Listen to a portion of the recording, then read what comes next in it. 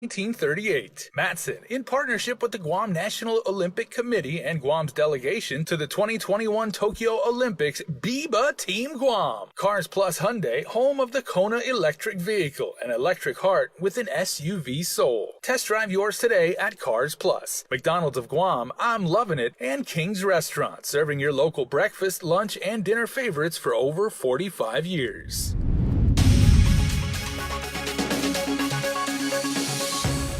Coming up on Primetime, corrective action needs to be done to prevent further damage of Marble Cave. Plus, Mr. Lecanto has the breakdown of how your power bill will be increasing. And it was the first day of classes for young men attending Father Duenas Memorial School. Hafa good evening, everyone. Guahusi Isaiah Uggan, and thanks for tuning in. More on the mess at the Marble Cave area as a solar farm project there has brought a downpour of concerns from regulatory agencies and now the Guam legislature. KUAM's Tyler Matanani reports. It's egregious. It should have been avoided. Senator Sabina Perez is referring to the devastation in the Marble Cave area.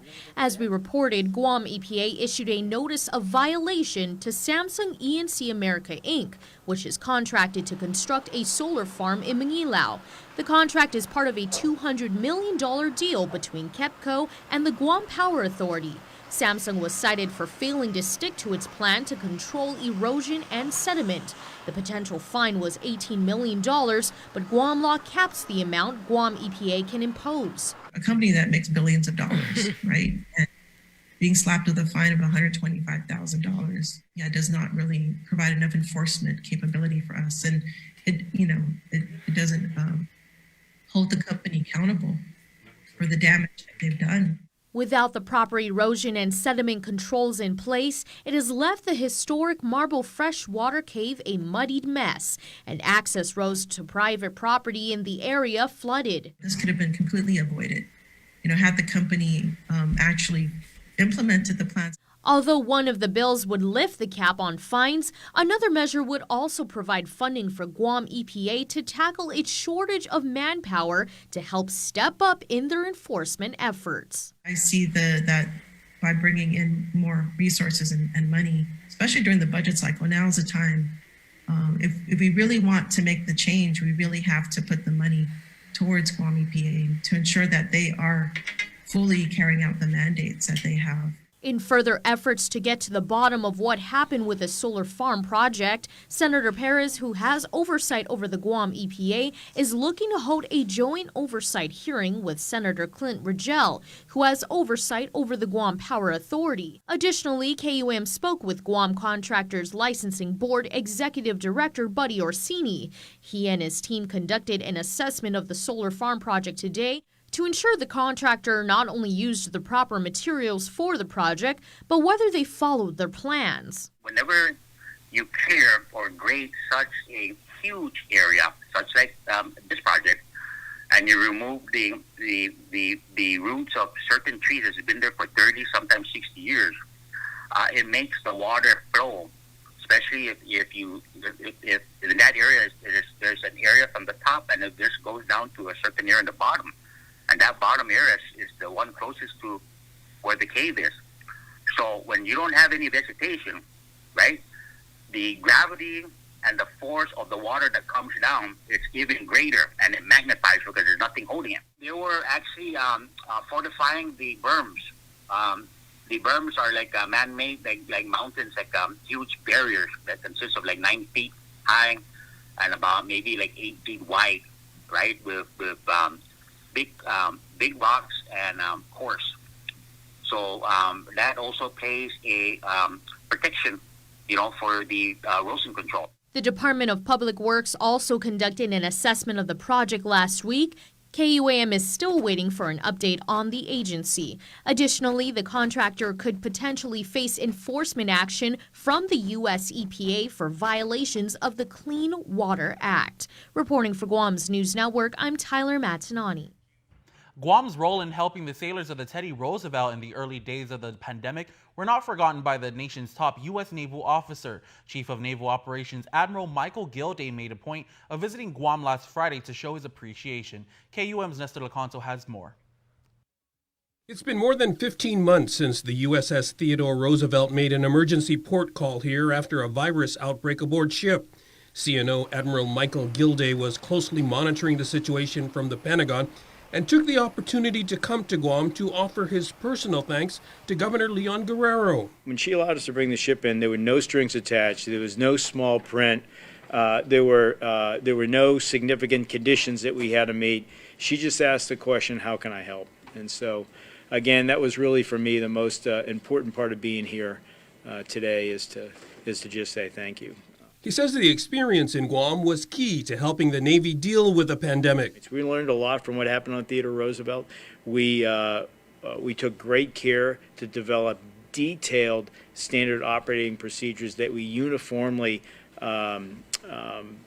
implemented across the United States Navy that kept our that contained the virus. Admiral Gilday also took questions during his press briefing about the current military buildup and the role of Camp Blas, the first new Marine Corps base in 70 years. It gives us options.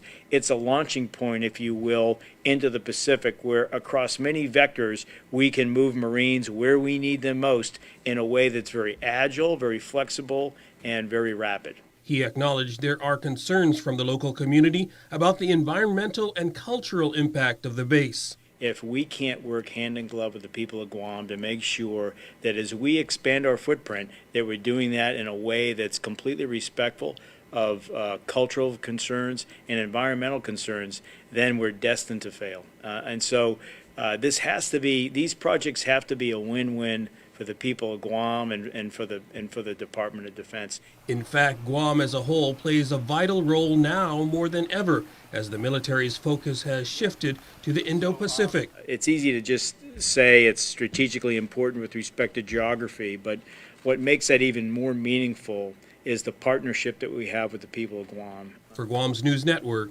I'm Nestor Lecanto. Meanwhile, in keeping with its mission to uphold a free and open Indo-Pacific, the U.S. military is conducting a series of joint exercises in Guam and throughout the region. A pair of commanders heading up some of the training held a press briefing over the weekend. General Charles Flynn, commander of U.S. Army Pacific, explains that there's no substitute for being out in the field. But when you actually bring real forces together in real time, and they really have to sustain, and they really have to command and control, and they really have to conduct operational maneuver at distance and at scale, I think that's where the greatest amount of learning goes on. The exercises are not in response to any specific concerns over potential rivals in the region, such as China and North Korea. However, the generals acknowledged that the training is a showcase of U.S. and allied military capabilities. Lieutenant General John Thomas is Deputy Commander of Pacific Air Forces. If you're an ally or a part of the United States here in the Indo-Pacific, we know that you are watching. U.S. forces can and will be resilient despite attempts to counter our advantages. And if you're a potential adversary who seeks to prevent a free and open Indo-Pacific, we hope you're watching too. No one wants to fight, but if you start one, we will continue to successfully operate using agility, speed, and innovation. The overall exercise, called Forager 21, also included training dubbed Defender Pacific and Pacific Iron. In other news, the average monthly power bill will increase by about 30% by the end of the year. A more than 50% increase in the fuel surcharge will be phased in over the next few months. The first increment took effect on Sunday. GPA says because of rising fuel costs, it has little choice but to start recovering the increases it chose not to pass on to ratepayers during the height of the pandemic. To ease the blow, the increase in the fuel surcharge will be phased in. For the average residential bill, that means an added $23 to this month, another $20 in October, and another $20 in December for a total of $63. That bottom line is about 28 to 30% on the total bill. $15 million in federal assistance funds promised by the governor allowed GPA to phase in the LEAC increase from 11 cents to 13 cents per kilowatt hour in August, then to 15 cents in October and 17 cents by December. Barring any other huge 45-degree angle increase for some other significant fuel oil event on the island, I think the 17.1 cents will ride us through this, and hopefully we get into better times. Those better times might not be until 2024, when GPA expects to further wean itself from the fluctuating costs of fossil fuels with the completion of a new low-sulfur diesel power plant and by hitting its target of 25% renewable energy capacity. That is because we are going to consume 1 million barrels less a year when that happens, and that's by 2024. 1 million barrel a year, Nestor, translates to $70 million at today's rate. Beneventi says ratepayers can help themselves by reducing consumption. The GPA website has lots of tips on power conservation. For Guam's News Network, I'm Nestor Lecanto. Good news for the Mayor's Council of Guam and Guam Customs and Quarantine Agency as they finally received their COVID-19 response differential pay on Friday. 17 pay periods later, Executive Director Angel Sablon said Monday the MCOG received their earned COVID pay. They did pay out 9 pay periods on Friday from December 5th, 2020 to, I believe, March 27th, 2021. If employees are saying they haven't received it, it's because it's all done by direct deposit. Nobody gets a paper check. And depending on who they bank with, it would probably appear today or tomorrow. Okay. In their account. According to Sablon, they are expected to receive the remaining earned COVID pay next Friday, August 13th. Meanwhile, CQA Director Ike Pareto confirmed that the agency has also received their COVID pay Friday, totaling a little over $45,000. He stated that those pay periods were March 13th and March 27th. A DNA sampling was ordered by the court for murder defendant Jeremy Janelle Alvarez. Alvarez was arrested in December of last year for the death of 77-year-old Sue Chow Park Allen. The elderly woman was found in a Sinahania residence, face down with blood and a hammer near her head. He also faces both aggravated murder and assault felony charges with a special allegation attached for possession or use of a deadly weapon in the commission of a felony. Court will reconvene on September 13th. A local attorney is accused of threatening several women and holding them against their will. According to court documents, police responded to a disturbance in Timoning on Saturday. When police responded, John Berdalio Bell met police saying he had made the report. While police were meeting with him, several women allegedly ran out a side door of the residence, screaming hysterically and crying. They told police that Bell had allegedly kept them hostage and physically threatened to cut off their heads and bash their heads. One of the victims alleged that Bell said that the mafia, the government, and senators are out to get him. Bell was charged with terrorizing, felonious restraint, and assault. Stick around for more news here on Primetime. You're watching KUAM. From the minds that brought you Taco Bell's Fry Force comes another mouth-watering adventure, packed with seasoned beef, drizzled with spicy ranch, and covered with your favorite toppings. It's the new loaded taco fries, now serving at a Taco Bell near you.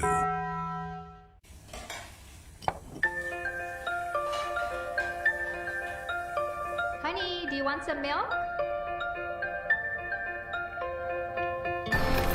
Do you ever wonder how your favorite products make their way into your local stores? Most arrive on state-of-the-art Matson vessels that transport containers of food, household items, equipment, and supplies into the islands every week. Because we know that you depend on us, we work closely with our partners to ensure that our shipments arrive on time, all the time, so you can find your favorite products when you need them. We transport the region's most precious cargo that supports successful businesses and promotes a better quality of life for our families. Matson is proud to have been the hometown shipping carrier for Guam, the CNMI, and Micronesia for the past 25 years, and you can count on us to be here for generations to come. Social distancing may be the new norm, but connection will always be our tradition. Through good times and tough times, we remain connected with you. Masks may be the new fashion, but protection will always be our style. You can always count on us to protect the things that matter the most. Sanitizing may be the new routine, but caring will always be our practice. We care about your loved ones and the things you value the most. And as we welcome our new normal, one thing remains certain. we will always be here for you. We're open and ready to serve you. Calvo's Insurance, a legacy of trust.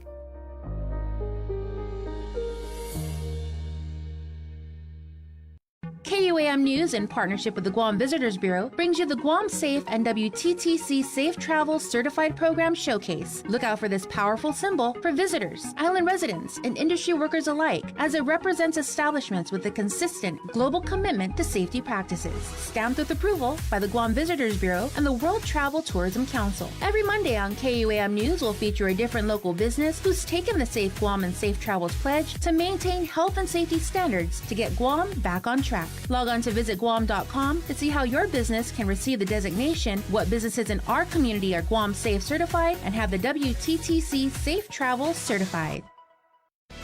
It's a special delivery to your inbox every week with your KUAM News Roundup, program advisories, and promotions. Sign up for the weekly KUAM Digital Digest today on KUAM.com. Welcome back. It's been a little over a week since Yao Wao Quinn and Zun Lin Red were reported missing at sea, but on Saturday, July 30th, the pair were found alive. The U.S. Coast Guard Sector Guam posting on their Facebook page, quote, CGSG watchstanders were made aware that the two mariners, Zhao Wei Quinn and Zhu Lin Red, were recovered 65 miles northwest of Rota, Commonwealth of the Northern Mariana Islands, by the merchant vessel Me Too earlier today. There are no other updates at this time. We are currently gathering more information about the situation, end quote. As we reported, the two mariners had departed Saipan on the morning of July 18th on a 12-foot inflatable Kodiak skiff and were expected to arrive on Guam later that evening. In other news, in discussion during the first day of the August legislative session, support was strong for a bill to repeal the business privilege and use tax on medical equipment and telemedicine technology. Sponsor Senator Tony Addis says the limited tax revenue loss is more than made up for when companies have the incentive to bring in specialized medical equipment. He cites an example. A cath lab is a venue where certain heart attack patients go to receive life-saving stents in their coronary arteries. Madam Speaker, it's things like this that if we make available to our people, a life can be saved. Yes, I understand about the use tax and how it can, affect income for government. But if we never get the equipment, then there's nothing lost. But if we don't get the equipment, there's lives that could be lost. The ADA bill was moved to the third reading file for later voting. Father Duenas Memorial School kicked off the start of a new school year safely and successfully. Here's more. Despite the wet weather, Father Duenas Memorial School, located in Manilao, welcomed its 395 friars to their campus. Principal Ismael Perez said that the first day of classes went smoothly. They've been pretty normal. We've got most of our kids on campus. They're excited to be back. They wanted it to be in the on-campus session again. We were excited to have them back, and it was, even last year though, we had a lot of our students on, more than 50% for the most part in spring semester. They were excited then, and they're more excited now to get back into the swing of things and be on campus and, together with their teachers and each other. Unlike last school year where there were two models of learning, which was online and on-campus instructional learning, this year will only be face-to-face instruction. If there is a need, we will work with the parents in a very limited basis, but it was not very fruitful for many of our students in an online setting. So we are having online platforms like Google Classroom is set up, our Vision, which is our student information system where they can see assignments and grades, is also up. And we'll be using them no matter what, but we expect most of the instruction to be on campus for the most part. And if we have to go online, we'll switch really quick. We'll pivot, but we're not trying to go online to do that mode of instruction right now. Perez says that things are pretty much back to normal. We're back to pretty much the regular schedule. We have our student assemblies. We have our, in the morning we had a school assembly. We have regular schedules for all 7 periods. We do have block schedules still, but it's the same way we were doing it maybe 2 or 3 years ago. He noted an increase in student enrollment. It's nice to see that students are coming back, returning, but also newer students are wanting to join us. While the island is still dealing with the COVID-19 pandemic, Paris shares their COVID mitigation efforts. Well, we were pretty good about doing them last year. We did have at the entrances a scanning station, and students are much more used to doing it, going through the scanning stations really quickly. We do have 3-foot distancing minimum in every classroom, but even most of our students, we have big kids, so 3-foot distancing is actually pretty tight, so we have a little bit more space than that. So it exceeds most of the requirements. Everyone is still wearing a mask, and we mandate, whether you're vaccinated or not, we're still wearing masks until we come to another declaration from the governor that allows us to remove masks. The latest survey conducted by FDMS shows that amongst the students, 37% were vaccinated, 40% at the time were scheduled to get immunized, 20% were willing to get it, and only 4% were not willing to obtain the COVID vaccine. According to Paris, 96% of the school staff are fully vaccinated. The first of the regularly scheduled weekly direct flights from Korea arrived this weekend. The Guam Visitors Bureau says low-cost carrier T-Way brought in some 52 passengers in what is another step forward in the recovery of the island's tourism industry. 2 other airlines, Korea Air and Jin Air, are also resuming weekly service this month. T-Way and Korean Air will fly in once a week through August. Jin Air will have twice weekly service. According to GVB, the combined flights will provide an estimated 3,754 seats to Guam. More than 600 seats have been sold so far. Department of Revenue Tax confirms another batch of tax refunds will be paid out this week. 1,998 error-free returns from 2020 filed on or before April 20th, 2021 and prior years, totaling a little over $4.9 million. DRT also announced that it processed and transmitted to the Treasurer of Guam additional EIP-3 program payments for release. From April 10th through July 29th, DRT processed over 83,027 payments, totaling $216.4 million. Sports is up next, still to come, your Coastal Creamery birthday shoutouts.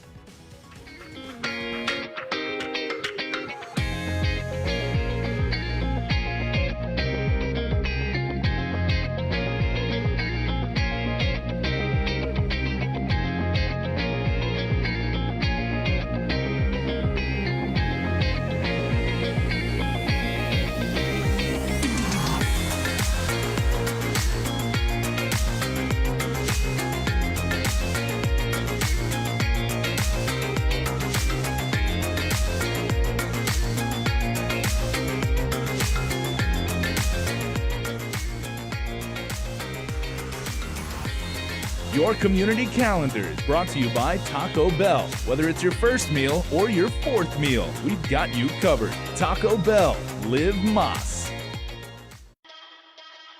Here is the perfect chicken finger. 4 of them, actually. They're hand battered. They're cooked to order. And made with love. Raising Cane's chicken fingers will make you say, "Oh yeah." Raising Cane's chicken fingers, one love. Do you feel like you're missing out on something? Make life more rewarding with Pacific Points. Earn and redeem points for bill rebates and free load at IT&E, discounts on fuel at Shell, vouchers at Foodies, and United Mileage Plus miles. You can even pay with Pacific Points at IT&E, Shell, and Foodies. Pacific Points. Do more, get more. KUAM Sports is brought to you by Docomo Pacific. Better together.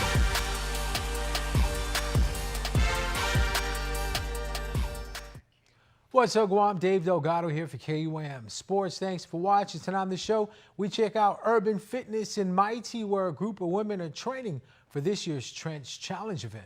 Check it out. Residents are putting in work in preparation for this year's Trench Challenge event. James Sardea, owner of Urban Fitness in Mighty, is helping those interested in increasing their strength and endurance. We have a lot of women coming in during the day, and then early morning it's the men that come in and work out. Prep them up is making sure they know the obstacles and start doing the obstacles. Like we have the Atlas, sandbags, we also have the monkey bars up here. We also have like the skull crusher, where you start to have to do a lot of upper body strength. Bucket carries, tire flips, we'll be doing that pretty soon. just getting ready for trench. Urban Fitness offers trench training classes Monday, Wednesday, and Friday at 5:30 in the morning and Tuesday afternoons. To abide by current restrictions, the event has been split into 2 days with staggered start times and limited participants. I wanted to do the trench in 2019, and I was pregnant. So over COVID, over the last, last year and a half with all of that, I started training for trench in particular, using that as my motivation to get back at it. And every day I feel like I'm getting stronger, and I want to, I feel like I want to spread that with others, because just bettering yourself and doing it, it's a huge feeling. It's a huge rush. It's an inside and an outside transformation for me. So that's why this event is really important to me. Trench Challenge, Guam's obstacle course race, is presented by the stations of KUAM, Michelob Ultra, and brought to you by U.S. Air Force Special Warfare, Rocky Mountain Precast, AutoWorks, and Upshift ENT. For one is getting stronger. So we've been doing a lot of strength training classes, cardio classes, getting them ready for that. At the same time, starting to know the obstacles by carrying the heavy ones, and just getting them prepared to physically and mentally get through the obstacles. We're here to have fun. So the group I'm training with is more of the team, where there are a group of women getting together and wanting to finish the obstacles. Not a competitive one, just to finish it. For more information, find Trench Events on Facebook and Instagram. Visit trenchevents.com or email info@trenchevents.com. They were pushing me in ways that made it so I wanted to come work out, made it so that I wanted to be here. They gave me that accountability and that confidence. And I never thought I could even do a pull-up, and they have helped me to become able to do a pull-up, that's so life-changing. So for me, Urban Fitness is that community, and he challenges us. Make sure to stay updated with this year's Olympic Games by logging on to NBCOlympics.com. Tonight, all-around champion Suni Lee is back with gold medals on the line in the gymnastics event finals. And on the track, the fastest men on earth sprint for gold in the 100-meter dash. The Tokyo Olympics tonight on NBC. KUAM Sports is brought to you by Docomo Pacific. Better together.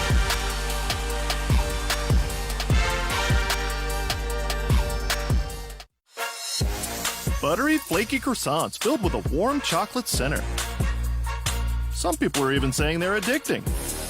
As if that's a bad thing. My new chocolate croissant bites, only at Jack in the Box.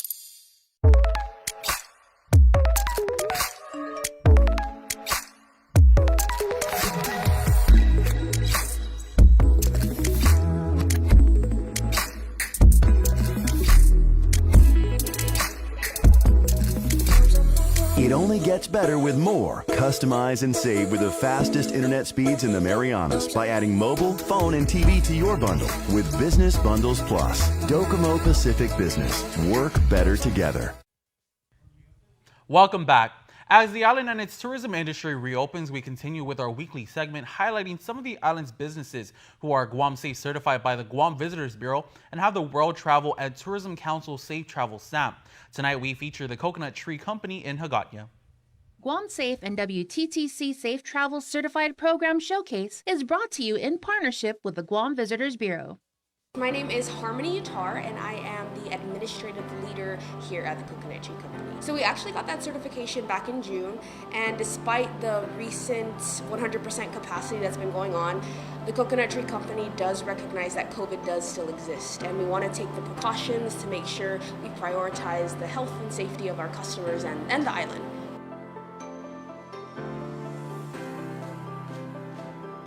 I think it means that it also encourages other local businesses as well as the customers of them and us to remain safe and remember that, hey, again, COVID is existing and let's do our part to it. Wear the mask, sanitize, and continue to social distance despite that 100% capacity.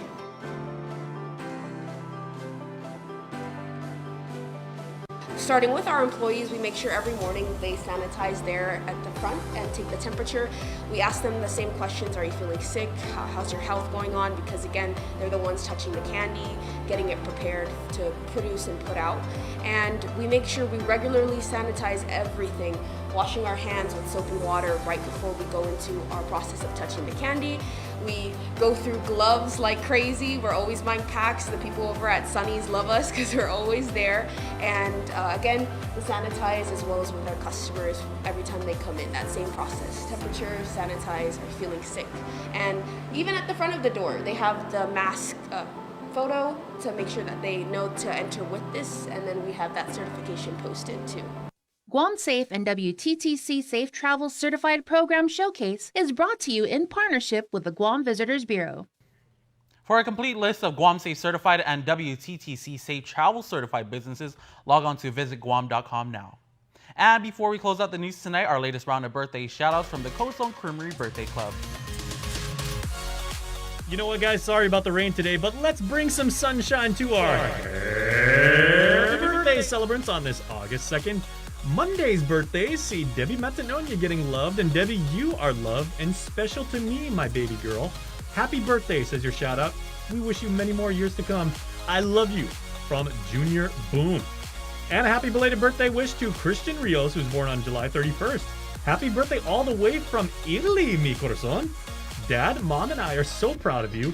We love you so much, coming from Nikki. That's a great shout out. Born on July 21st, hey, Liberation Day. Ambrosia Gale Flores Pablo, who celebrates birthday number 5. Happy birthday to our Liberation Queen, who celebrated with a mini carnival with her cousins.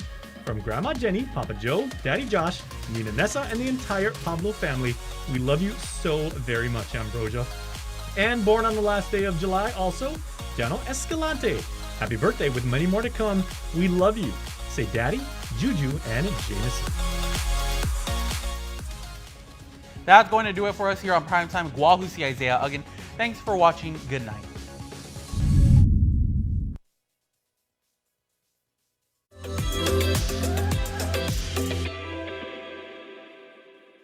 Hafaday and welcome to KUAM News Extra. I'm your host, Jonagan Charfaris, and tonight we'll be finding out details to the relaunch of